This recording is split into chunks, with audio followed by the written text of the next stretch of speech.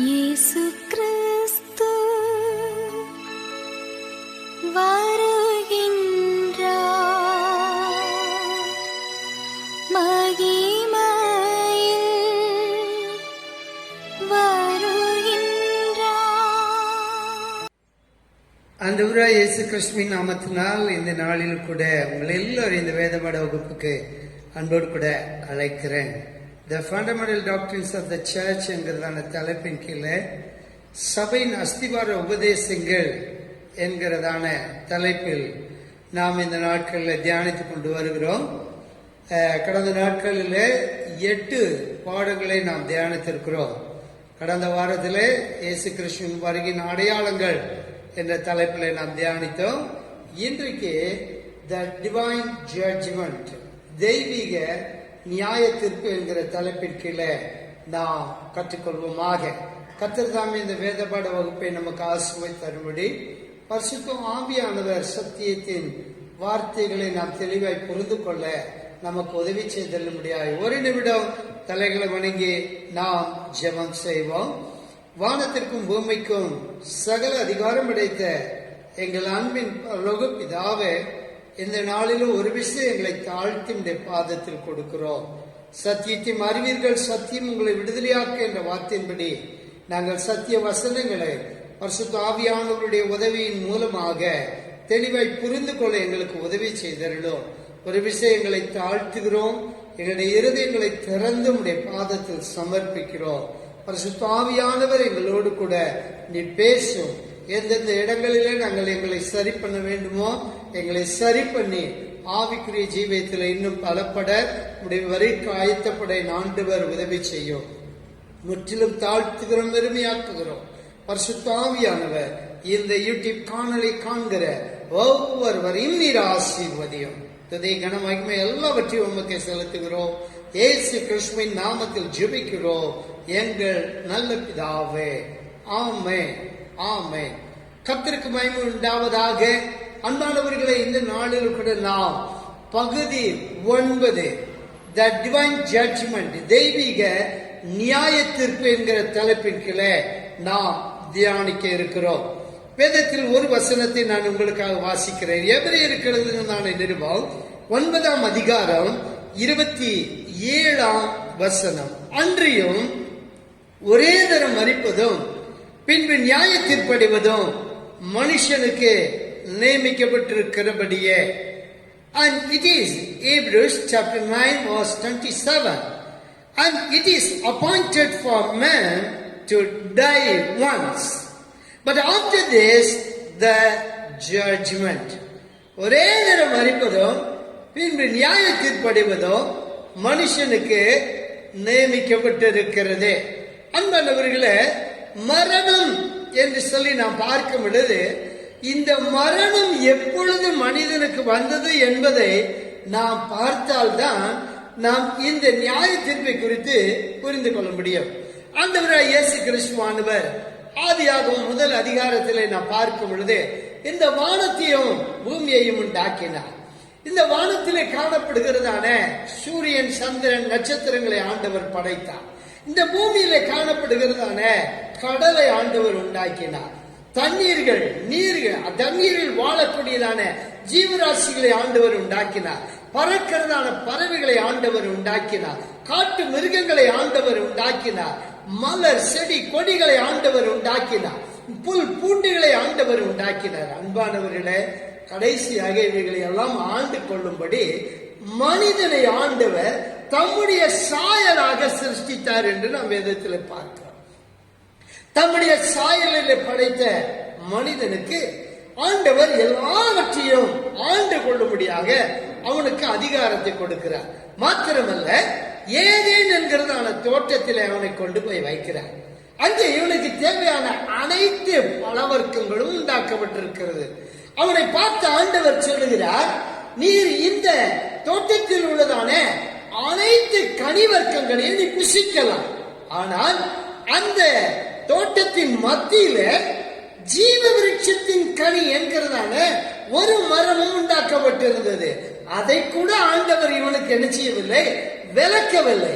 அதற்கு அருகாமையில் இருந்ததான வேறு ஒரு மரம், நன்மை தீமை அறியத்தக்கதான கனியை கொடுக்கக்கூடியதான ஒரு மரம் அங்கு இருந்தது, அந்த பழமும் அங்கே இருந்தது. ஆண்டவர் ஆதாமை பார்த்து சொல்கிறார், இந்த தோட்டத்தில் உள்ளதான அனைத்து கனி வர்க்கங்களையும் புசிக்கலாம், ஆனால் இந்த குறிப்பிட்ட மரத்தினுடைய கனியை மாத்திரம் நீ புசிக்கும் நாளிலே சாகவே சாவா என்று சொன்னார். அன்பானவர்களே, அதற்கு பிந்தின வசனங்களை நீங்கள் பார்ப்பீர்கள் என்று சொன்னால் அங்கே சொல்லப்பட்டிருக்கிறது, மனிதன் தனிமையா இருப்பது நல்லதல்ல என்று அவனுக்கு ஏற்ற துணை ஆண்டவர் உண்டாக்கி கொடுக்கிறார். அவனுக்கு தூக்கத்தை வரவழைத்து, அவனுக்கு அயர்ந்த நித்திரை கொடுத்து, அவனுடைய விலாயெலும்பை எடுத்து அவனுக்கு துணையாக ஒரு மனுஷியை ஆண்டவர் உண்டாக்கி கொடுக்கிறார். பின்பதாக அவளுக்கு இந்த ஆதாம் ஏவாள் என்கிறதான பெயரை சூட்டுகிறார். ஜீவ ராசிகளுக்கெல்லாம் தாய், அனைத்து ஜீவ ஆத்மாக்களுக்கெல்லாம் தாய் என்று சொல்லி ஏவாள் என்கிறதான பெயர் கொடுக்கப்படுகிறது.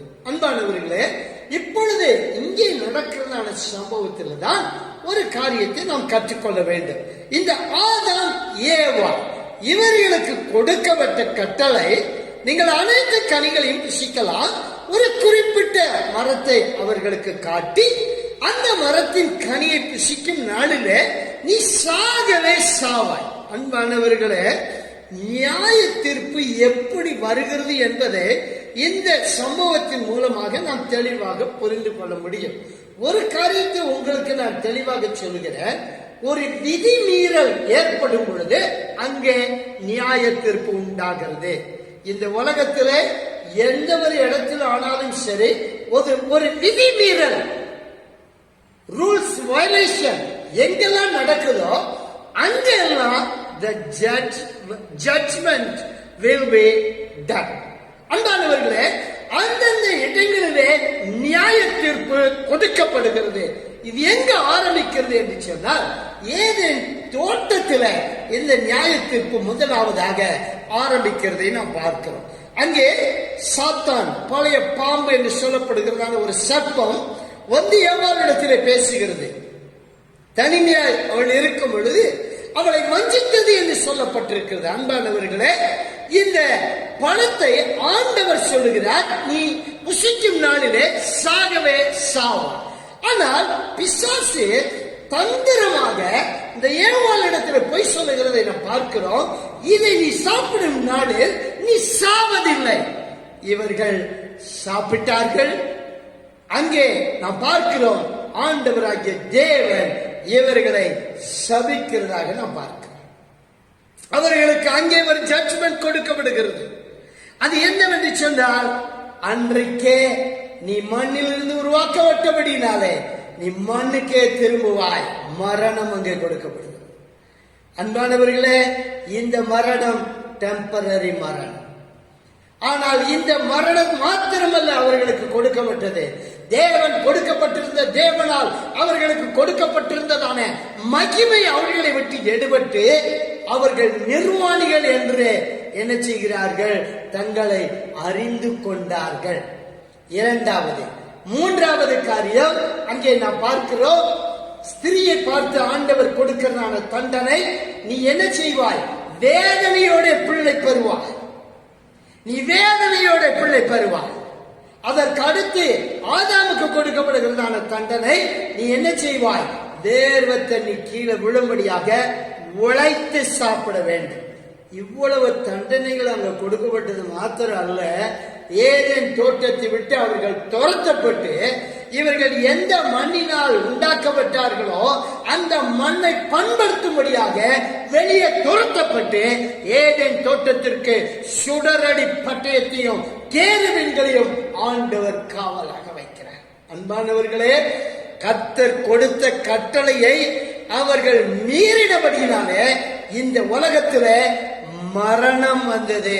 நம்முடைய முதல் பெற்றோர் இந்த தவறை செய்து அவர்கள் இந்த தண்டனையை வாங்கி கொண்டபடினாலே இன்றைக்கு வரைக்கும் இந்த உலகத்தில் பிறக்கிற எந்த ஒரு மனிதனும் அந்த மரணத்தை சந்தித்தே ஆக வேண்டியிருக்கிறது.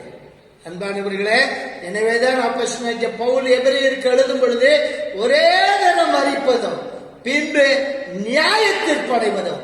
மரணம் எப்படி நியமிக்கப்பட்டதோ அதே போல நியாயத்திற்பும் மனுஷனுடைய வாழ்க்கையில நியமிக்கப்பட்டிருக்கிறது. மனிதனாய் பிறந்த யாராக இருந்தாலும் சரி, whether they may be a Christian or they may be a Hindus or they may be a Muslims or they may be some other parts of the people. அன்பானவர்களே, இவர்கள் எந்த வகையை சார்ந்தவர்களாய் இருந்தாலும் சரி, மனிதனாய் பிறந்தால் நிச்சயமாக இந்த நியாய தீர்ப்புக்கு உட்பட்டு அவர்கள் கடந்து செல்ல வேண்டும். இந்த நியாய தீர்ப்பை குறித்து பரிசுத்த வேதாகமம் நமக்கு என்ன சொல்லுகிறது என்பதை தெளிவாக நாம் வேதத்தின் மூலமாக அறிந்து கொள்ளலாம். முதலாவதாக the importance of the judgment. இந்த நியாய தீர்ப்பின் முக்கியத்துவத்தை குறித்து வேதம் என்ன சொல்லுகிறது என்பதை நாம் பார்ப்போம். அன்பானவர்களே, ஒவ்வொரு மனிதனுக்குள்ளும் ஆண்டவர் மனசாட்சியை கொடுத்திருக்கிறார். அதைதான் ஆவி, ஆத்மா, சரீரம். நம்முடைய அன்பானவர்களே, நம்முடைய சரீரம் 3 கூறுகள் ஆக்கப்பட்டிருக்கிறது. எப்படி பிதா, குமாரன், பரிசுத்த ஆவியானவர் என்று இருக்கிறார்களோ அதே போல நம்மையும் அவருடைய ரூபத்தின் மூலமாக ஆண்டவர் உண்டாக்கினபடினால நமக்கு 3 காரியங்களை ஆண்டவர் கொடுத்திருக்கிறார். இதுல ஆவி, இது தேவனிடத்திலிருந்து நமக்கு கொடுக்கப்பட்டிருக்கிறதான ஜீவன். ஆத்துமா, இந்த உலகத்திலே நன்மை தீமை இவை என்பதை பகுத்து அறியக்கூடியதான அறிவு, ஆத்துமா. அதற்கு அடுத்து செல்லப்பட்டிருக்கிறது சரீரம். நாம் வாழ நமக்கு கொடுக்கப்பட்டிருக்கிறதான பூமியின் கூடாரமாகிய இந்த சரீரம். இந்த சரீரம் மண்ணிலிருந்து உண்டாக்கப்பட்டபடினாலே, ஆதாம் ஏவாள் விதிமீறலில் ஈடுபட்டபடினாலே இது மண்ணுக்கே திரும்புகிறதாக நாம் பார்க்கிறோம். அன்பானவர்களே, இது என்றைக்கு மண்ணுக்கு திரும்புகிறதோ அதற்கு அடுத்து இவர்களுக்கு கொடுக்கப்படுகிறது ஜட்ஜ்மெண்ட் தான், நியாய தீர்ப்பு. தெளிவாய் புரிந்து கொள்ளுங்கள். இந்த நியாய தீர்ப்பு எப்படி கொடுக்கப்படும், எதனுடைய அடிப்படையில் கொடுக்கப்படும் என்பதை நான் பிந்தின காரியங்களிலே நான் உங்களுக்கு விளக்கமாக நான் கொடுக்கிறேன். இரண்டாவதாக, வரலாற்றினுடைய அடிப்படையிலே எல்லாவற்றிற்கும் ஒரு முடிவு உண்டு. ஒன்று உண்டாக்கப்பட்டால் ஒரு முடிவு நிச்சயமாக அதற்கு உண்டு என்பதை சரித்திரம் நமக்கு கற்றுக் கொடுக்கிறது. 3, தேவன் ஒருவர் உண்டு என்று சொன்னால் நியாய தீர்ப்பு என்பதும் நிச்சயமாக உண்டு. எனவே நியாய தீர்ப்பு எல்லாருக்கும் உண்டு என்பதை நாம் தெளிவாய் உறுதியாய் நாம் புரிந்து கொள்ள வேண்டும். இரண்டாவது, the purpose of the judgment. இந்த நியாயத்திற்கு ஒரு மனிதனுக்கு கொடுக்கப்படுவதனுடைய நோக்கம் என்ன? அன்பானவர்களே, இதனுடைய பர்பஸ் என்று சொல்லி பார்க்கும் பொழுது, ஆண்டவர் ஒருவனை கண்டம் பண்ணுகிறதற்காக ஆண்டவர் என்ன செய்கிறதில்லை, அவர் இந்த நியாய தீர்ப்பை கொடுக்கிறதில்லை. இதை குறித்து தெளிவாக 2 கொரிந்தியருக்கு எழுதினதானே 2ஆம் நிருபம் 5வது அதிகாரம் 10வது வசனத்துல அப்போஸ்தலனாகிய பவுல் இப்படி குறிப்பிடுகிறதாக நான் பார்க்கிறோம். ஏனென்றால் அவனவன் சரீரத்தில் செய்த நன்மைக்காவது தீமைக்காவது தக்க பலனை அடையும்படிக்கு நாம் எல்லாரும் கிறிஸ்துவின் நியாயசனத்துக்கு முன்பதாக வெளிப்பட வேண்டும். அவனவன் செய்த நன்மைக்கு தக்கதாகவாது தீமைக்கு தக்கதாகவாது தக்க பலனை அடையும்படிக்கு இந்த உலகத்துல நாம் என்ன செய்யறோம், அநேகருக்கு நன்மை செய்து கொண்டு வருகிறோம். ஆனால் சிலரை நாம் பார்க்கிறோம், அவர்கள் சிந்தனைகள் வேதம் சொல்லுகிறபடி நித்தமும் பொல்லானது, பொல்லாப்பானதே, பொல்லாதவைகளையே சிந்தித்து சிலர் எடுத்துக் கொண்டிருக்கிறதை நாம் காண முடியும். மனசாட்சியே முற்றிலும் மனித போல நிலைமையில காணப்படுகிறதை நாம் இன்றைக்கு பார்க்க முடியும். அன்பானவர்களே, இதை வைத்து நாம் பார்க்கும் பொழுது நல்லது செய்தவர்களுக்கு என்ன பலன் கிடைக்கிறது நீங்க கேட்கலாம். ஆண்டவர் இந்த நியாய தீர்ப்பை கொடுக்கிறவங்களுடைய நோக்கம் நல்லது செய்தவர்களுக்கு நன்மை உண்டாக்கும்படி, ஒரு ரிவார்டு கொடுக்கும்படி, ஒரு ப்ரொமோஷன் கொடுக்கும்படி, ஒரு ஆசீர்வாதத்தை கொடுக்கும்படி இந்த ஜட்ஜ்மெண்ட் ஆண்டவர் வச்சிருக்கிறார். அதே போல தீமை செய்தவனையும் ஆண்டவர் சும்மா விடுகிறது இல்ல. இன்னைக்கு சொல்லுவாங்க பாத்தீங்களா, கடவுள் பார்த்துக்கிடுவாருன்னு. அந்த கடவுள் நிச்சயமாக துன்மார்க்கருக்கு ஏற்றதான தண்டனையை ஆண்டவர் கொடுப்பார். அதுதான் சாலமோன் ஞானி பிரசங்கி, அதாவது நீதிமொழிகள் புஸ்தகத்தில் அவர் சொல்லும்போது சொல்கிறார், அடிக்கடி கடிந்து கொள்ளப்பட்டும் தன் பிடரியை கடினப்படுத்துகிறவன் சகாயமின்றி சடதியில் நாசம் அடைவான். இன்னொரு வசனம் சொல்லுகிறது, துன்மார்க்கனுடைய ஆயுசினால் குறுகி போகும்.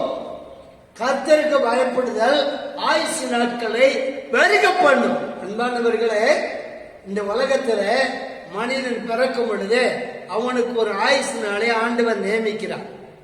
அதுதான் சங்கீதக்காரனாகிய தாவீது சங்கீதம் 90 அவர் சொல்லும் பொழுது, மனுஷனுடைய ஆயுசு நாட்கள் 70 வருஷம், பலத்தின் மிகுதியால் 80 வருஷம் என்று சொல்லி குறிப்பிடுகிறதாக நான் பார்க்கிறோம்.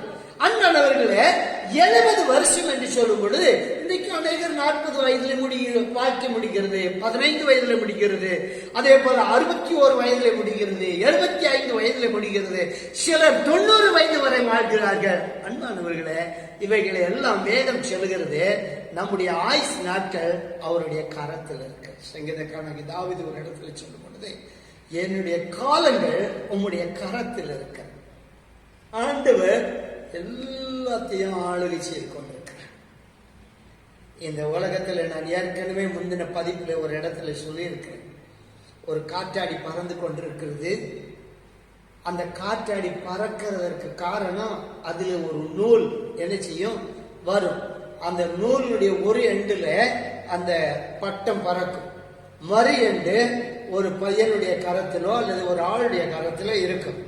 இவன் அந்த நூலை சரியாக அதை இயக்கி கொண்டிருப்பானால் அந்த பட்டம் சரியான இடத்துல காற்றில அது என்ன செய்யும், பறந்து கொண்டிருக்கும். இதை இயக்க ஆள் இல்லாவிட்டாலோ அல்லது அந்த நூல் அறுந்து விட்டாலும் அந்த பட்டம் அந்த இடத்துல பறக்க முடியாது. அது எங்கேயோ அடித்து கொண்டு போய் கீழே விழுந்து சின்ன பண்ணமாக்கிவிடும்.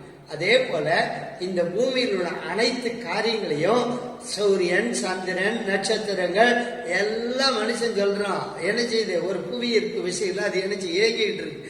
அதையெல்லாம் ஆண்டவர் என்ன செய்யறாரு, கட்டுப்படுத்தி அவருடைய கையில வச்சிருக்கிறார். அதே போல மனுஷனுடைய ஆயுசினால இன்னைக்கு எத்தனையோ கோடி கோடி கோடி கோடி ஜனங்கள் இந்த உலகத்துல வாழ்றாங்க.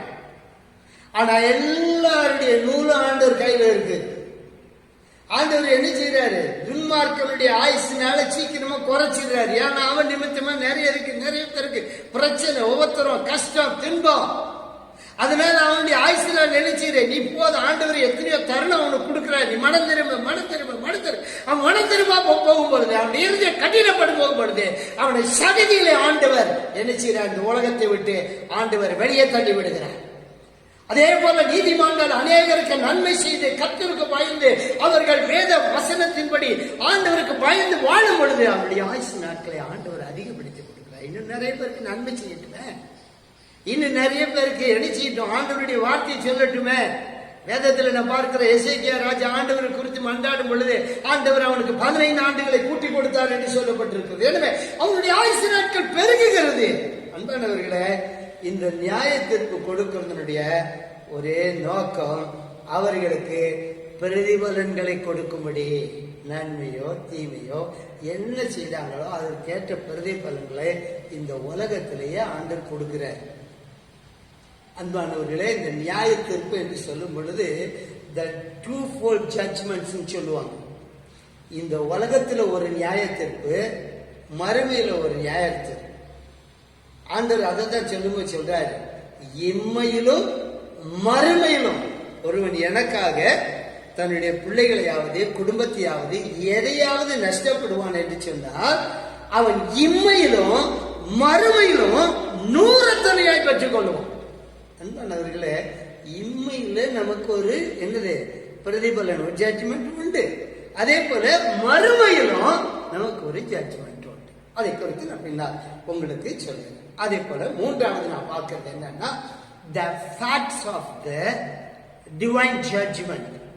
இந்த நியாய தீர்ப்பினுடைய உண்மை தன்மை என்ன என்பதை குறித்து பழைய ஏற்பாட்டில் சங்கீதம் 9, 7, 8, சங்கீதம் 96, 13, நியூ டெஸ்ட்மெண்ட்ல ஆக்ட்ஸ் 17:31, ஹீப்ரூஸ் 9:27, இப்படிப்பட்டதான இடங்களில் நாம் அநேக காரியங்களை நாம் கற்றுக்கொள்ள முடியும். அன்பானவர்களே, அதற்கு அடுத்ததாக நான் பார்க்க வேண்டியதான காரியம் என்னன்னு சொன்னா judgement. Judge, who is the judge? நியாயாதிபதி யார்? அதை தான் நான் பார்க்கிறோம். அன்பானவர்களே, நியாயாதிபதி யார் என்று சொல்லும் பொழுது சங்கீதக்காரன் 9வது சங்கீதம் 7, 8 வசனங்கள்ல அழகா இப்படி சொல்றார். கர்த்தரே என்றென்றைக்கும் இருப்பார், தம்முடைய சிங்காசனத்தை நியாயத்திற்கு ஆயத்தம் பண்ணினார். அவர் பூச்சக்கரத்தை நீதியாய் நியாயம் தீர்த்து சகல ஜனங்களுக்கும் செம்மையாய் நீதி செய்வார். நம்முடைய தேவனாகிய கர்த்தரே, பிதாவாகிய தேவனே ஜட்ஜ்மெண்ட். அவர்தான் நியாயாதிபதி. அவங்களுக்கு தக்க பலனை கொடுக்கிறது நம்முடைய தேவாதி தேவன் தான். வானத்தையும் பூமியையும் அண்ட சராசரங்களையும் இந்த மனுக்குலம் அனைத்தையும் படைத்த தேவாதி தேவன் மாத்திரம்தான் நமக்கு ஜட்ஜ்மெண்ட் கொடுக்க முடியும். இதை குறித்து சங்கீதம் 96, 13, ரோமன்ஸ் சாப்டர் 1 verse 32, அதே போல chapter 2, Romans chapter 2 2-6, Romans chapter 14 இவைகளிலே நாம் அழகாக வாசிக்க முடியும். இரண்டாவது, தேவன் கிறிஸ்துவில் நியாயாதிபதியாக இருப்பார். Jesus Christ is the judge. அதேதான். இதை குறித்து நம்ம வேதத்துல நாம் ஒரு வசனத்தை நாம் வாசிக்கலாம். 2 கொரிந்தியர் 5ஆம் அதிகாரம் 10வது வசனத்தில் சொல்லப்பட்டிருக்கிறது.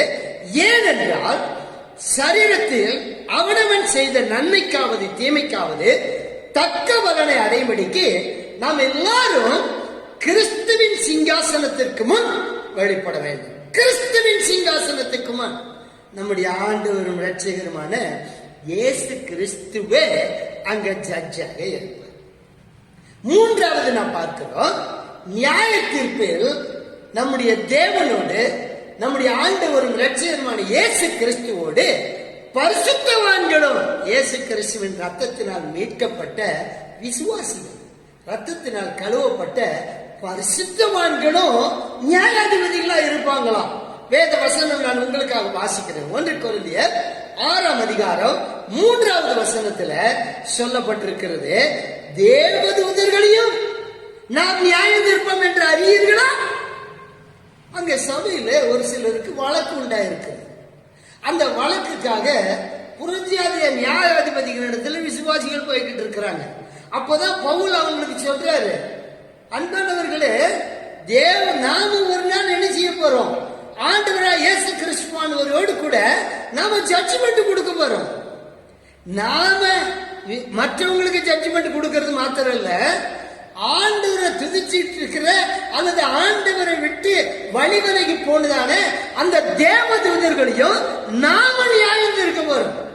அந்த தேவதூதர்களையே நியாயம் தீர்க்க போற நீங்க உலக மனுஷன் இடத்துல ஜட்ஜ்மெண்ட் போகலாம் தான். நீங்களே என்ன செய்யுங்க, வழக்க விசாரிச்சு சரியான ஒரு தீர்ப்பு கொடுக்க பரிசுத்தாவியான உதவி செய்வார். அதனால உலக மனுஷனிடத்துல தீர்ப்பை தேடி போகாதீங்க. இன்னைக்கு அநேக சபைகள்ல போகிறோம். இன்னைக்கு நிறைய சபைகள் என்ன செய்யுது, போய் கோர்ட்ல போய் நின்றுட்டு இருக்காங்க. ஊழியர்களுக்கு விரோதமா என்னது வழக்குகள், விசுவாசிகளுக்கு விரோதமா விசுவாசிகள் வழக்குகள்.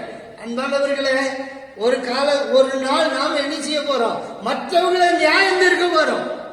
எனவே இந்த பூமிக்குரிய இடத்துல போயிட்டு ஜட்ஜ்மெண்ட்டுக்காக காத்துக்கிட்டு இருக்காதுங்க.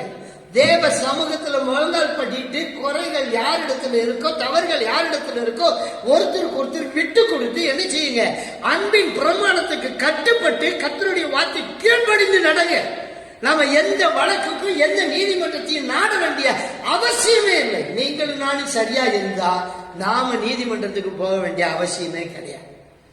இயேசு கிறிஸ்து என்ன சத்தியத்தை நம்ம கற்றுக் கொடுத்திருக்கிறாரோ அந்த சத்தியத்தின்படி ஒருவரை ஒருவர் நாம் மன்னித்து அன்பை நாம் வெளிப்படுத்தி சத்திய வசனத்துக்கு கட்டுப்பட்டு நடப்போமானா இந்த உலக பிரகாரமான எந்த மனுஷனத்திலும் ஜட்ஜ்மெண்ட் போக வேண்டாம். பரிசுத்த ஆவியா நம்முடைய ஆண்டவராகிய தேவன் நமக்கு ஜட்ஜ்மெண்ட் கொடுப்பார். மாத்திரம் இல்ல, நீங்களும் நானும் ஒரு நாள் ஆண்டவராக இயேசு கிறிஸ்துவானவரோடு கூட இந்த உலகத்தை நியாயத்திற்க பாரு. ஸ்தோத்திரம். எத்தனை பேர் விசுவாசிக்கிறோம்? அல்லேலூயா. அன்பானவர்களே, கர்த்தர் நம்மையே நியாயாதிபதியாக மாற்றுகிறார். அதற்கு அடுத்து நம்ம பார்க்க வேண்டியது என்னன்னு சொன்னா, the judgment, the types of judgments. இந்த ஜட்ஜ்மெண்ட்ஸ் 7 வகையாக நான் பிரித்து உங்களுக்கு நான் விளக்கி சொல்லுகிறேன்.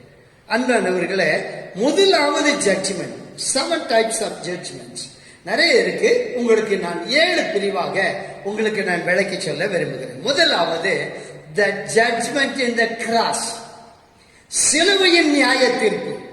சிலுவையின் நியாய தீர்ப்பு என்று சொல்லும் பொழுது இந்த இடத்துல ஆதியாகமம் 3ஆம் அதிகாரம் 15வது வசனம் நிறைவேற்றப்படுகிறதாக நான் பார்க்க முடியும். அன்பானவர்களே, ஆதியாகமம் 3:15 படி முதலாவது சாத்தானுடைய தலை நசிக்கப்பட்டு அவன் நியாயம் தீர்க்கப்படுகிறான். எப்படின்னு சொல்லணுமோ அங்கே ஆண்டவர் சொல்லும் பொழுது, உன் வித்துக்கும் திரையின் வித்துக்கும் பகையை உண்டாக்குவேன், அவர் உன் தலையை நசுக்குவார், நீ அவர் குதிங்காலை நசுக்கும். இதுதான் அங்க சொல்லப்பட்டிருக்கு.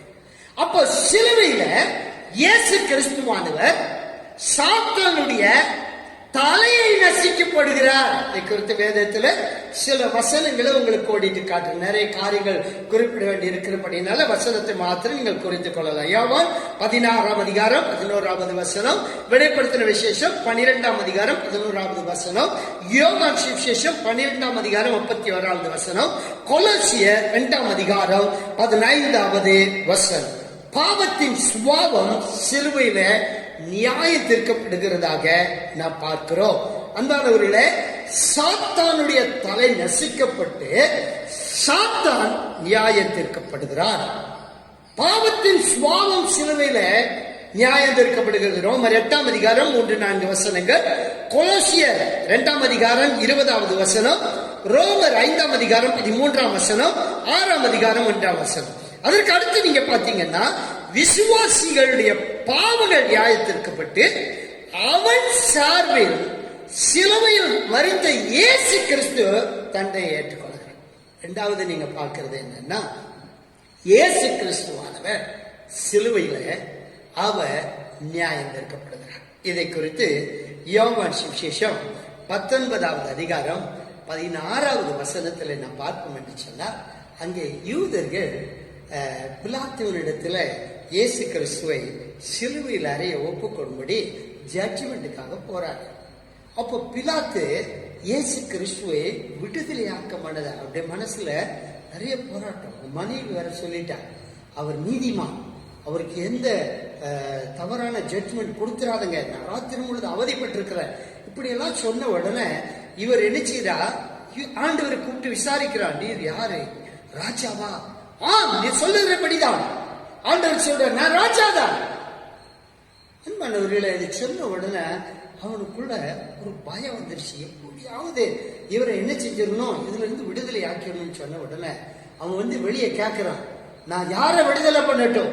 அந்த ஜனங்கள் எல்லாம் சொல்றாங்க, நீங்க பரமாசை விடுதலை ஆக்குங்கள், இயேசுவை சிலுவையில் அறையும் என்று சொல்லி அந்த ஜனங்கள் எல்லாரும் சத்தம் போட்டதாக நான் பார்க்கிறேன். உடனே நான் பார்க்கிறோம் 19வது அதிகாரம் 11வது வசனத்துல, அப்பொழுது அவரை சிலுவையில் அறையும்படிக்கு அவர்களிடத்தில் ஒப்பு கொடுத்தான், அவர்கள் இயேசுவை பிடித்துக் கொண்டு போனார்கள்.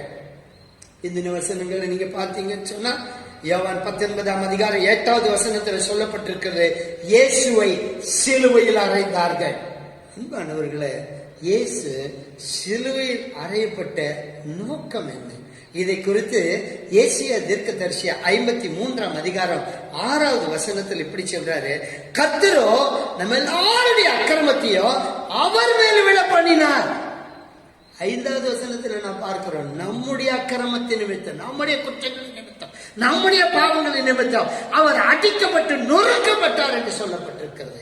10வது வசனத்தில் இதை குறித்து அவர் சொல்லப்பட்டிருக்கிறது. அன்பானவர்களே, இயேசு கிறிஸ்துவானவர் உங்களுடைய பாவங்களுக்காக, என்னுடைய பாவங்களுக்காக அவர் சிலுவையில அடிக்கப்பட்டு ரத்தம் சிந்தினார் என்று சொல்லி பார்க்க முடியும். ரோமருக்கு எழுதின நிருபம் 8வது அதிகாரம் 1வது வசனத்துல நாம் எப்படி வாசிக்கிறோம்? ஆனபடியா கிறிஸ்து இயேசுவுக்குட்பட்டவர்களாய் இருந்து மாமிசத்தின்படி நடவாமல் ஆவியின்படியே நடக்கிறவர்களுக்கு ஆக்கணை தீர்ப்பு இல்லை. இதை குறித்து எபிரேயர் 9வது அதிகாரம் 28வது வசனத்தில் வாசிக்கிறோம். கிறிஸ்துவும் அநேகருடைய பாவங்களை சுமந்து தீர்க்கும்படிக்கு ஒரே தரம் பலியிடப்பட்டு, இயேசு கிறிஸ்துவானவர் உங்களுக்காக, எனக்காக, நம்முடைய பிள்ளைகளுக்காக, வருங்கால சந்ததிக்காக அவர் என்ன செய்யறாரு?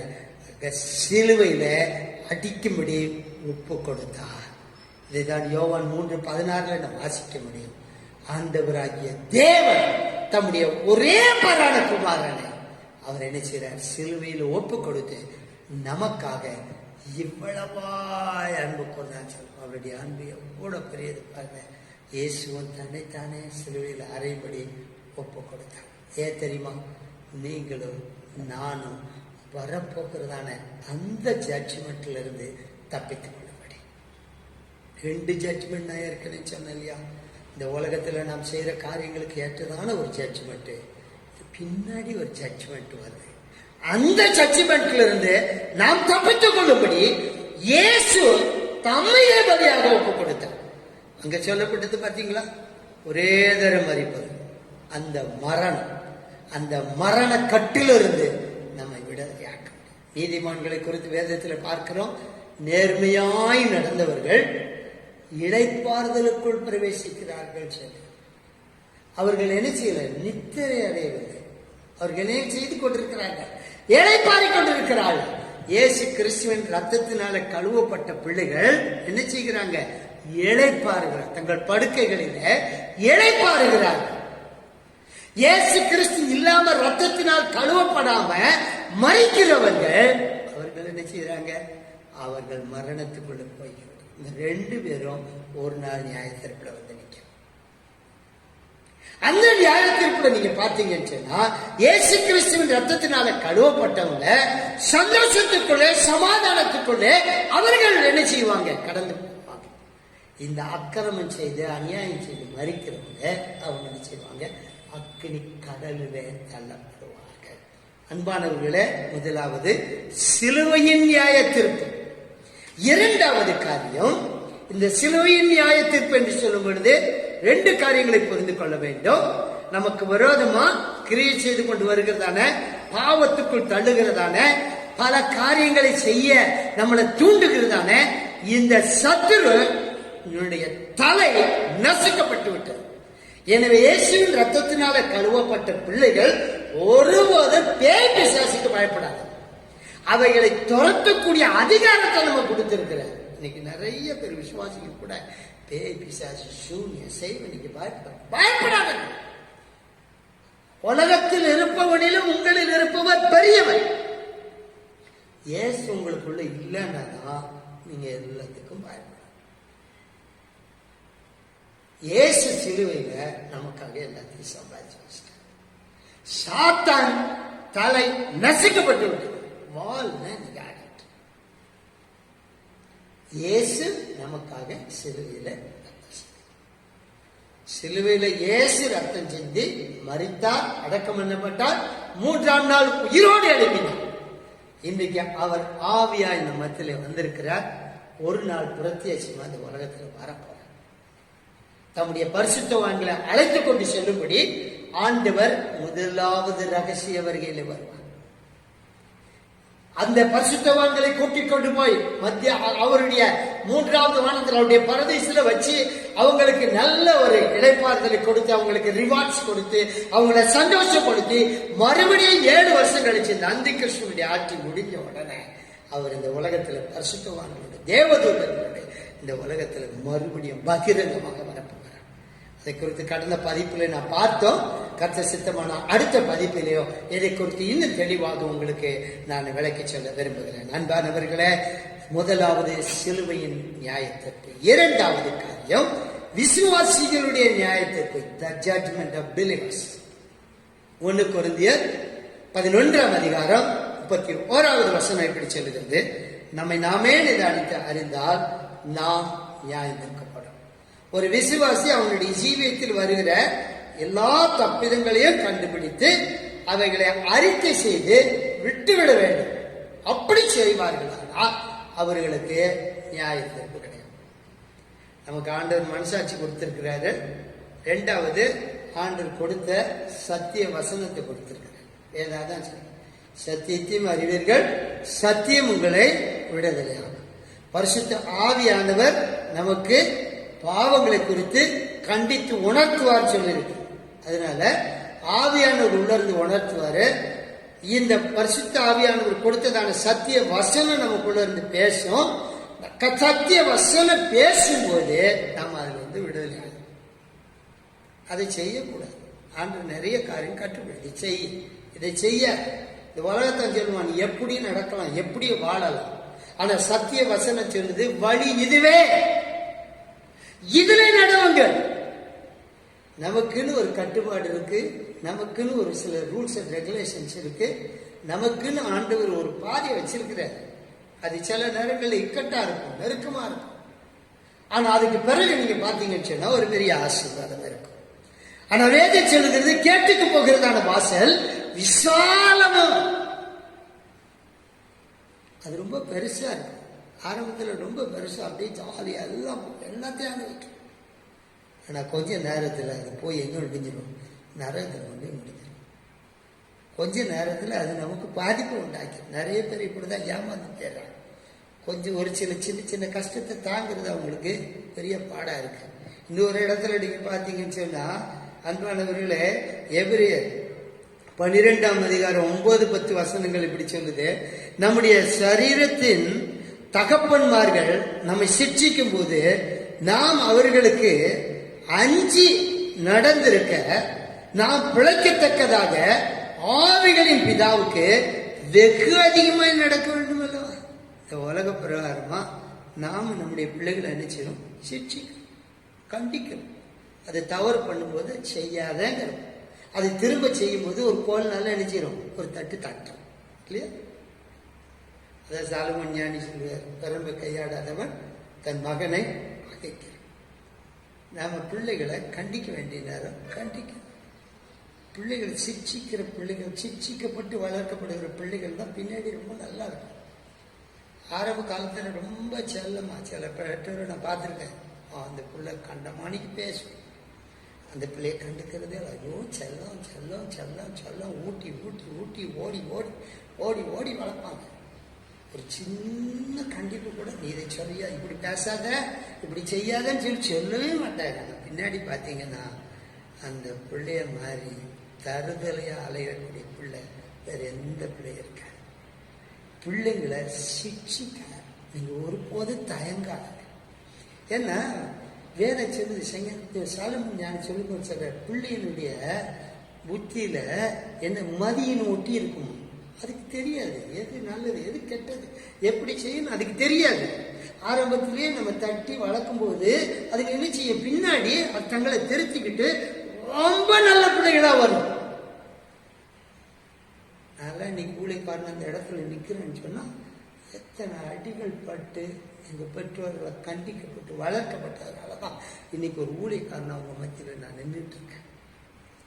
தேவச்சனமே, ஆண்டவர் ஒரு உதாரணத்துக்கு அதான் சொல்லும்போது சொல்றாரு, பெற்றோர் நம்முடைய தகப்பன்மார் நம்மளை கண்டிச்சு வளர்க்கும் போது நாம அப்பா அம்மாவுக்கு பயந்து திருந்தி நடக்கிறோம்ல, அதே மாதிரி நம்முடைய ஆவிகளுக்கெல்லாம் பிதாவானவர். சரீர பிரகாரம் தகப்பனுக்கு பயப்படுறோம். நமக்குள்ள ஒரு ஆவியை கொடுத்த தேவன் இருக்கிறார்ல, இந்த உலகத்தில் உள்ள எல்லா ஆவிகளுக்கும் பிதா. இந்த உலகத்தில் உள்ள எல்லா மனுஷனையும் எல்லா மனுக்குலத்தையும் படைத்த தேவன் அவர். அவர் நம்மளை கண்டிக்கும் போது அவருக்கு பயந்து நடக்கணும் இல்லையா. அதுதான் சொல்றாரு இந்த வசனத்துல. எபிரேயர் 12ஆம் அதிகாரம் 9-10 வசனங்கள்ல. அதற்கு ஆவியானவருடைய வார்த்தைக்கு நம்ம எவ்வளவு பயந்து நடக்கணும். அடுத்த வசனத்தை 10ஆம் வசனத்துல அவர் சொல்லும்போது பாருங்க, அவர்கள் தங்களுக்கு நலம் என்று தோன்றினபடி கொஞ்ச காலம் சிக்கித்தாங்க. அதாவது ஒரு பழமொழி சொல்லுவாங்க, தோளுக்கு மிஞ்சினா தோல். ஒரு புள்ள நம்ம தகப்பனுடைய தோள்பட்ட வரைக்கும் வருகிற வரைக்கும் தான் அந்த பிள்ளைய அடிக்கணும். அதுக்கு பிறகு என்ன செய்யக்கூடாது, அடிக்க கூடாது. வாய் மிரட்டல்லையே அந்த பிள்ளைகளை நம்ம கொண்டு போகணும். அதுக்குள்ள அந்த பிள்ளை நம்முடைய கட்டுப்பாட்டுக்குள்ள ஃபுல்லா வந்துடணும். அந்த அளவுக்கு பிள்ளைகளை வளருங்க. பெரிய சில தகப்பன்மாரை நான் பார்த்துருக்கிறேன். சில பிள்ளைகள்லாம் வாலிப பிள்ளைங்க, பெண் பிள்ளைங்க, அதுகளை போட்டு பெல்ட் எடுத்து அடிப்பாங்க. அதெல்லாம் தவறு, செய்யக்கூடாது. அதுக்கு ரொம்ப முரட்டுத்தனமா வந்துடும். பையன்களையும் அந்த மாதிரி செய்யாத. தோளுக்கு மிஞ்சினா தோழன்னு சொல்லப்பட்டிருக்கு. தோளுக்கு மிஞ்சி வந்துட்டாங்களா அந்த பிள்ளைகிட்ட ஃப்ரெண்ட்ஷிப்பா பழகுங்க, அன்பா சொல்லுங்க, அதுவரை கண்டிங்க. அதான் பவுல் சொல்லும்போது சொல்றாரு, அவர் தங்களுக்கு நலம் என்று தோன்றினபடி கொஞ்ச காலம் சிச்சித்தாரு. ஒரு லிமிட் தான் அவங்க சிச்சிக்கிறது. ஆனா இவரோ, ஆவியானவரோ, இயேசு கிறிஸ்துவானவரோ தம்முடைய பரிசுத்தத்திற்கு பங்குள்ளவர்கள் ஆகும் பொருட்டு நம்முடைய பிரயோஜனத்திற்காகவே நம்மை சிக்ஷிக்கிறார். விசுவாசிகளை ஆண்டவர் சிக்ஷிக்கிறார். சில நேரத்துல சில கஷ்டத்தை கொடுக்கிறார். சில நேரத்துல சில வியாதிகள் கூட வரும். சில நேரங்கள்ல சில தாங்க முடியாத பிரச்சனைகளுக்குள்ள போவோம். அந்த நேரத்துல நம்ம எந்த இடத்துல தவறு இருக்கிறோம் பார்த்து நம்மளை திருத்தி கொள்ளும் பொழுது ஆண்டவர் நம்மளை தட்டி கொடுத்து ஆசீர்வதிக்கிறார். விசுவாசிகளுக்கு சில நேரத்துல ஆண்டவர் சில சிக்ஷைகளை ஆண்டவர் கொடுக்கிறார். அதுதான் ஆண்டவரால் கொடுக்கப்படும்.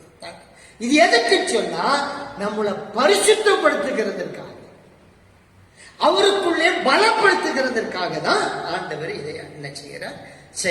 மூன்றாவதாக, விசுவாசிகள் கிறிஸ்துவின் சிங்காசனத்தின் முள் நிறுத்தப்பட்டு தங்கள் கிரியைகளுக்கு ஏற்ற பலன்களை பெறுவார். மூன்றாவது நியாயத்தை இது எப்போ நடக்கும் சொன்ன 2 கொரிந்தியர் 5ஆம் அதிகாரம் 10ஆவது வசனத்துல நம்ம ஏற்கனவே வாசிட்டோம். தங்கள் பலனை அடையும்படிக்கு கிறிஸ்துவின் சிங்காசனத்தின் முள் நிறுத்தப்படுவார்கள்.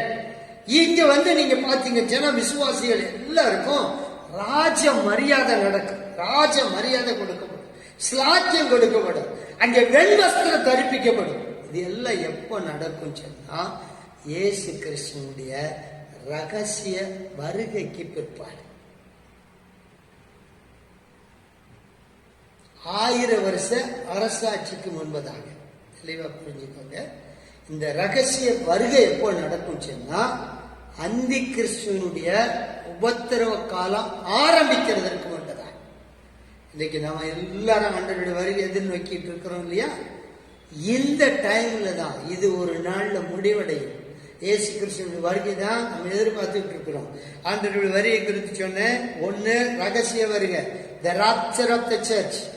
2வது என்னது, பகிரங்க வருகை.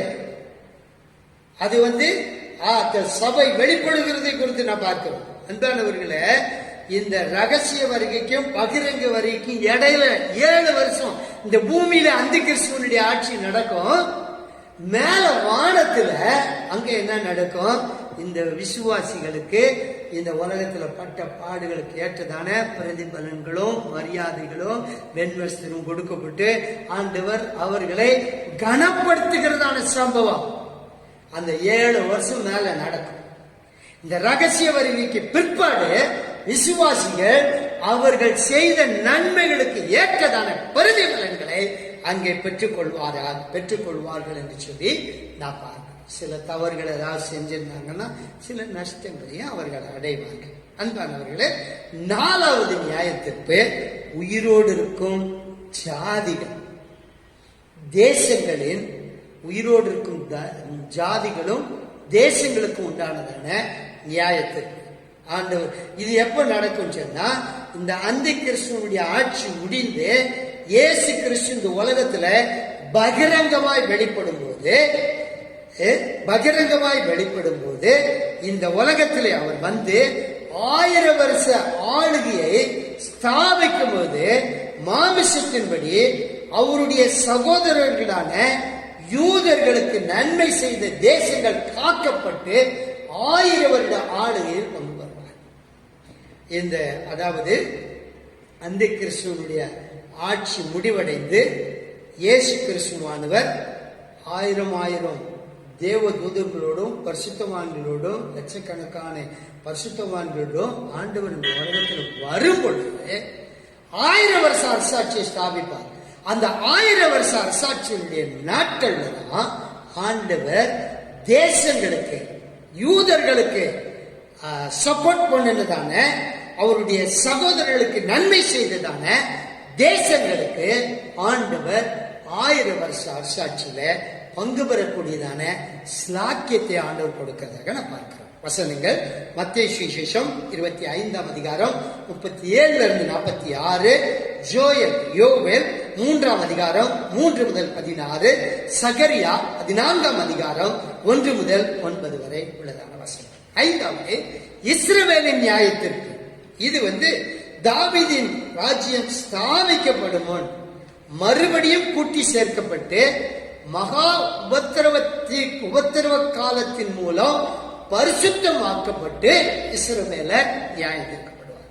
அப்பொழுது யார் யார் இந்த 1000 வருட ஆளுகையில் பிரவேசிப்பார் என்பது அதாவது இந்த உபத்திரவ காலத்துக்கு பிற்பாடு 1000 வருஷ அரசாட்சியில இந்த உபத்திரவ காலத்துல ஆண்டவருக்கென்று உறுதியாய் நின்றதான இஸ்ரவேலர்களுக்கு ஆண்டவர் ஒரு ஜட்ஜ்மெண்ட் கொடுத்து அவங்களை என்ன செய்யறார், நியாயம் தீர்த்து 1000 வருஷ ஆட்சிக்குள்ள கொண்டு வர.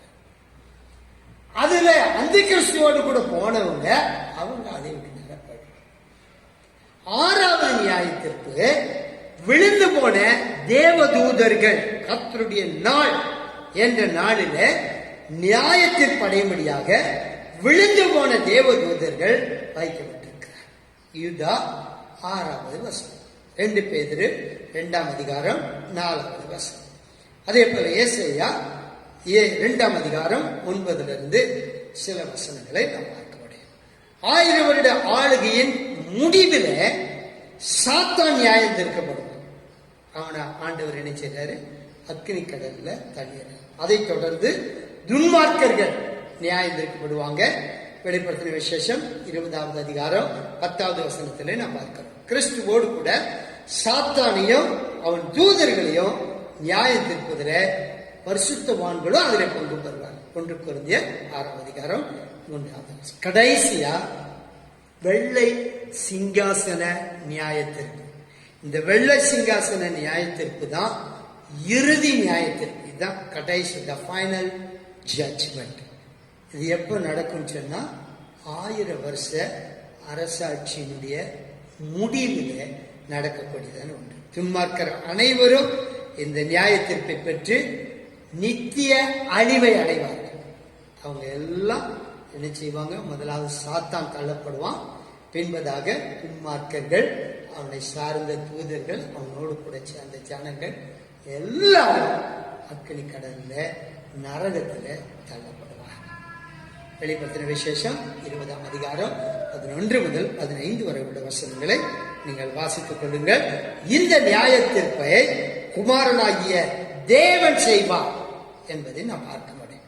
1 கொரிந்தியர் 15ஆம் அதிகாரம் 24வது வசனம். வெளிப்படுத்தின விசேஷம் 20ஆவது அதிகாரம் 15வது வசனத்தில் என்ன பார்க்கிறோம், ஜீவ புஸ்தகத்தில் எழுதப்பட்டவனாக காணப்படாதவன் எவனோ அவன் அக்கினி கடலில தள்ளப்பட்டான். அன்பானவர்களே, நான் ஃபைனலா உங்களுக்கு சுருக்கமா புரிந்து கொள்ளும்படி நான் ஒரு காரியத்தை சொல்லி நான் முடிக்கிறேன். ஆண்டவராக இயேசு கிறிஸ்துவானவருடைய வருகையை அனைத்து ஆண்டவரை விசுவாசிக்கிற பிள்ளைகள் எதிர்பார்த்து கொண்டிருக்கிறோம். இந்த வருகை 2 விதமாக இருக்கும். ஒன்று ரகசிய வருகை. இந்த எக்கால சத்தம் துணிக்கும். அந்த எக்கால சத்தம் துணியினுடைய சத்தம் அவருடைய வருகை எதிர்நோக்கி கொண்டிருக்கிற ஆண்டவருடைய ரத்தத்தினால், இயேசுவின் ரத்தத்தினால் கழுவப்பட்ட பிள்ளைகளுக்கு மாத்திரம் கேட்கும்.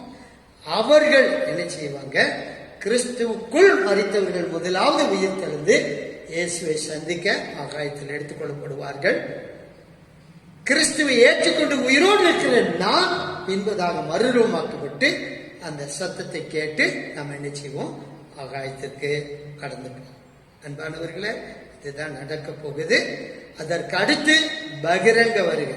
இந்த பகிரங்க வருகை வந்த பிற்பாடு அதுல ஆண்டவர் பரிசுத்தவான்கள் எல்லாம் கூட்டிட்டு வந்து இந்த உலகத்துல 1000 வருஷம் ஆட்சி நடத்துவார்.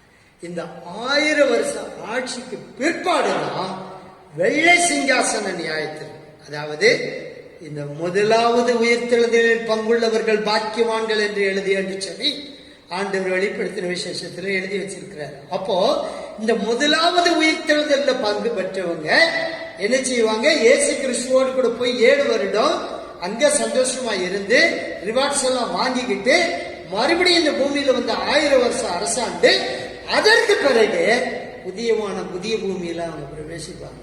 ஆனால் இந்த முதலாவது உயிர்த்தெழுதலில் கைவிடப்பட்டவர்கள், அடுத்து ஜீவ புஸ்தகத்தில் பெயர் எழுதப்படாதவர்கள் என்ன செய்வாங்க? இந்த வெள்ள சிங்காசன நியாயத்திற்குள்ள கலந்து கொண்டு நித்திய ஆற்றலை தீர்ப்புகளை கடந்து போவாங்க. இதுக்கெல்லாம் சாட்சி யாருன்னு பார்த்தீங்கன்னு சொன்னா, ஒண்ணு நம்முடைய மனசாட்சி. இதுக்கெல்லாம் வேத வசன ஆதாரம் இருக்கு. நேரம் இல்லாதனால நான் சுருக்கமா கடந்து போறேன். வசனத்தை மாத்திரம் வேணா உங்களுக்கு நான் சொல்ல நான் விரும்புகிறேன். ரோமர் 2ஆம் அதிகாரம் 15வது வசனத்தில் சொல்லப்பட்டிருக்கிறது, அவர்களுடைய மனசாட்சியும் கூட சாட்சியா இருக்கிறதுனால் நம்முடைய மனசாட்சி நமக்கு விரோதமா சாட்சி சொல்லும். 2வது சாட்சி கர்த்தர் கொடுத்த வேத வசன புத்தகம். ரோமர் 2ஆம் அதிகாரம் 16வது வசனம், என் சுவிசேஷத்தின்படியே நியாய தீர்ப்பு கொடுக்கும் நாளிலே அது விளக்கும். அந்த வசனத்தை நீங்க வீட்டுல போய் படிச்சு பாருங்க. ரோமர் 2ஆம் அதிகாரம் 16வது வசனம். 3வது, இயற்கை நமக்கு விரோதமா நியாயம் தீர்க்கும். நம்ம பேசுற ஒவ்வொரு வார்த்தையும் செயல்படும் வானத்தில் போய் அப்படின்னு நின்றுட்டு இருக்கோம். ஒன்றும் நம்ம வார்த்தையெல்லாம் ஒன்றும் மறைஞ்சு போறது இல்லை. இப்ப நீங்க பாத்தீங்கன்னா நான் மைக்ல பேசிட்டு இருக்கிறேன், என்ன செய்யுது? அந்த இது என்ன செய்யுது? ரெக்கார்ட் ஆயிட்டு இருக்குது.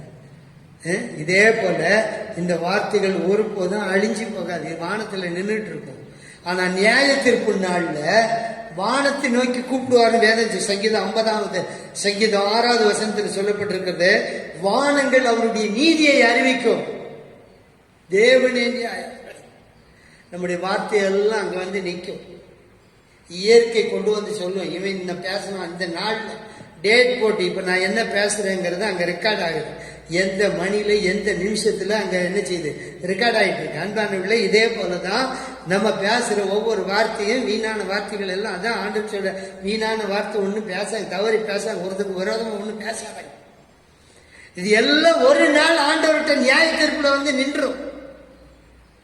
அதற்கு அடுத்து நீங்க பாத்தீங்கன்னா ஞாபக புஸ்தகம்னு ஒண்ணு இருக்கு. மல்கியா தீர்க்கதரிசன புத்தகம் 3ஆம் அதிகாரம் 16வது வசனத்துல, கர்த்தருக்கு பயந்த பிள்ளைகள் என்ன செய்வோம்? ஒருவரோடு ஒருவர் பேசிக்கொள்ளுங்க. எல்லாம் ஞாபக புஸ்தகத்துல எழுதி, நீங்க செய்யற நல்ல காரியங்கள் கட்ட எல்லாம் ஞாபக புஸ்தகம், அதுக்கேற்ற பிரதிபலன்களை ஆண்டவர் கொடுப்பார். மல்கியா 3:16. அடுத்து ஜீவ புஸ்தகம் பிலிப்பியர் 4:3 நம்ம பார்க்கிறோம். அவர்களுடைய பெயர்கள் ஜீவ புஸ்தகத்தில் எழுதப்பட்டிருக்கிறது. அப்போ பவுல் குறிப்பிடுறார், சில நபர்களுக்கு குறித்து சென்று போறது. அப்போ நம்முடைய பெயர்கள் ஜீவ புஸ்தகத்தில் எழுதப்படும். இந்த புஸ்தகத்தில் எழுதப்படாதவங்க யாருன்னா, எழுதப்படாதவங்களுடைய நபர்கள் எல்லாரும் நரந்து பேர் அக்னி கடல். அப்போ நீங்களும் நானும் நம்முடைய பேர் ஜீவ புஸ்தகத்தில் எழுதப்பட்டிருக்கிறதா? அன்பானவர்களே, இறுதியா உங்களுக்கு சொல்றது, ஆண்டவர் வருகை ரொம்ப சிறந்தது. ஆண்டவருக்கு பயந்து நடக்கும், ஆண்டவருக்கு பிரியமா நடக்கும், ஆண்டவருடைய வழியில நடக்கும். மனுஷனுக்கு நியாய தீர்ப்பு நியமிக்கப்பட்டிருக்கிறது. It is the appointed one. The judgment is mandatory. The judgment is subjective. அன்பானவர்களே, இந்த நியாய தீர்ப்பு மனுஷனுக்கு கட்டாயம் உண்டு. மரணம் எப்படி கட்டாயமாக்கப்பட்டிருக்கிறதோ நியாய தீர்ப்பு கட்டாயமாக்கப்பட்டிருக்கிறது. இந்த நியாய தீர்ப்பு 2 விதத்தில் நடக்கும். ஒண்ணு நம்முடைய மரணம். இந்த மரணத்துக்கு பிறகு மனம் திரும்புறதுக்கு வாய்ப்பே இல்லை. உங்களுடைய மரணம் இந்த நாள்ல வரும்னு சொல்லி அறியாது இருக்கிறபடியா விழித்திருங்கன்னு சொல்லப்பட்டிருக்கு. அதனால பண்டிட் ராமாபாய் அம்மையார் அவங்க ஜெபம் பண்ணும்போது டெய்லி 2 காரியத்துக்காக ஜெபம் பண்ணுவாங்க. ஒன்று, ஆண்டவரே இன்னைக்கு நம்முடைய வருகை இருக்குமானால் அதில் நான் காணப்பட என்னை தகுதிப்படுத்தும். 2வது, ஒருவேளை நம்முடைய வருகை தாமதித்து என்னுடைய மரணம் இருக்குமானால் வருகையில் காணப்பட தகுதிப்படுத்தும். நம்முடைய மரணம் எப்போன்னு சொல்லி தெரியாது. ரட்சிப்பை நாளைக்கு தள்ளி போடாதுங்க. இன்னைக்கே ஆண்டவரை ஏற்றுக்கிடுங்க. கர்த்தருக்கு பயந்து நடங்க. ஆண்டவருடைய வெளிச்சத்தில் நடங்க. மற்றவங்களுக்கு நல்லதை செய்யுங்க. கெடுதல் செய்யாதுங்க. பாவ காரியத்துக்கு துணை போகாதுங்க. பரிசுத்தமாக இருக்கிறவன் இன்னும் பரிசுத்தமாக இருக்கட்டும் வேதம் சொல்லுது. பரிசுத்தமாகவே செய்யுங்க. பாவ செய்ய நமக்கு வேண்டாம். ஆண்டவர் சீக்கிரம் வரப்போகிறார். ஆண்டவருடைய வருகை வெகு சமீபமாக இருக்கிறது. ஆண்டவர் சொல்லுகிறார், நான் அவனுக்கு கொடுக்கும் பலன் என்னோடு கூட வருகிறது. பாவம் செய்கிறவன் இன்னும் பாவம் செய்யட்டும், நீதி செய்கிறவன் இன்னும் நீதி செய்யட்டும், பரிசுத்தமாயிருக்கிறவன் இன்னும் பரிசுத்தமாயிருக்கட்டும். அவனுக்கு கொடுக்கிற பலன் என்னோடு கூட வருகிறது. இயேசு சீக்கிரமா வரப்போகிறார். ஆண்டவருக்கு பிரியமாய் நல்லதை செய்வோம். ஆண்டவர் காட்டுகிற நல்ல வழியில நடப்போம். கர்த்தருடைய வருகைக்கு ஆயத்தமாய் காணப்படுவோம். கர்த்தர் தாமே நம்மை ஆசீர்வதிப்பாராக. அடுத்த வேத பாட வகுப்பிலே சந்திக்கலாம். நம் தலைகளை வணங்கி ஜெபம் செய்வோம். வானத்திற்கு பூமிக்கும் சகல அதிகாரம் படைத்த எங்கள் பரலோக பிதாவே, இந்த நாளிலும் கூட த டிவைன் ஜட்ஜ்மெண்ட், தெய்வீக நியாயத்தீர்ப்பு என்கிற தலைப்பில் வேத வசனங்கள் சொல்லுகிறதான இந்த நியாயத்தீர்ப்பை குறித்து இந்த வேத பாட வகுப்பில் நாங்கள் தியானிக்க உதவி செய்த தயவுக்காக உங்களுக்கு ஸ்தோத்திரம். ஒரு விஷயங்களை தாழ்த்துகிறோம் ஆண்டவரே. எங்களுடைய மனசாட்சிக்கு நீர் கொடுத்த இந்த சத்திய வசனத்திற்கு நாங்கள் கட்டுப்பட்டு பரிசுத்த ஆவியானவர் கொடுக்கிற ஆலோசனையில நாங்கள் நடக்க ஆண்டவர் எங்களுக்கு கிருபை தாரும். பரிசுத்தத்தின் மேல் பரிசுத்தப்படுத்தி ஆண்டவரே உமக்கு பிரியமாய் நாங்கள் வாழ்ந்து உம்முடைய ராஜ்யத்தில் காணப்பட, உம்முடைய வருகையில காணப்பட எங்களுக்கு நீர் அனுக்கிரகம் செய்திரும்படியாக நாங்கள் க்ஷமிக்கிறோம். இந்த யூடியூப் காணொலியை காண்கிற ஒவ்வொருவரையும் நீர் ஆசீர்வதியும். நாங்கள் உமக்கு பிரியமாய் நடக்க கிருபை தாரும். யாராவது இந்த நேரத்தில் சுகவீனமாயிருப்பார்கள் என்று சொன்னார், இந்த ரட்சிப்பை அடையாமல் இருப்பார்கள் என்று சொன்னார், அவருடைய சுகவீனங்களை மாற்றி போடும். உடைய ரட்சிப்பின் வஸ்திரத்தை நீர் அவர்களுக்கு கொடுப்பீராக ஆண்டவரே. ரத்தத்தினால் கழுவப்பட்டு உடைய பிள்ளைகளா ஜீவிக்க உடைய வரைக்கு ஆயத்தப்பட ஆண்டவர் கிருபையார். முற்றிலும் எங்களை தாழ்த்துகிறோம், வெறுமையாக்குகிறோம். ஒவ்வொருவரையும் நீர் ஆசீர்வதியும். இந்த யூடியூப் காணொலியை காண்கிற ஒவ்வொருவரையும் நீர் ஆசீர்வதியும். இன்னும் அதிகமாக நம்முடைய சத்தத்தை கற்றுக்கொள்ள கிருபையார். துதி கன மகிமை எல்லாவற்றையும் உமக்கே செலுத்துகிறோம். இயேசு கிறிஸ்துவின் நாமத்தில் ஜெபிக்கிறோம் எங்கள் நல்ல பிதாவே, ஆமென், ஆமென். எல்லாரும் சேர்ந்து சொல்லுவோம். என் ஆத்துமாவே கர்த்தரை ஸ்தோத்திரி, என் முழு உள்ளமே அவருடைய பரிசுத்த நாமத்தை ஸ்தோத்திரி. என் ஆத்துமாவே கர்த்தரை ஸ்தோத்திரி, கர்த்தர் செய்த சகல உபகாரங்களையும் மறவாத. ஆமென், ஆமென். நம்முடைய ஆண்டவராகிய இயேசு கிறிஸ்துவின் கிருபையும் பிதாவாகிய தேவனுடைய அன்பும் பரிசுத்தாவியானவருடைய ஐக்கியமும் சமாதானமும் ஆசீர்வாதமும் நம் அனைவரோடும் சகல பரிசுத்தவான்களோடும் ஆண்டவராகிய இயேசு கிறிஸ்துவின் வருகிற நாள் பரியந்தம் சதா காலங்களிலும் நிலைத்திருப்பதாக. ஆமென், ஆமென். God bless you.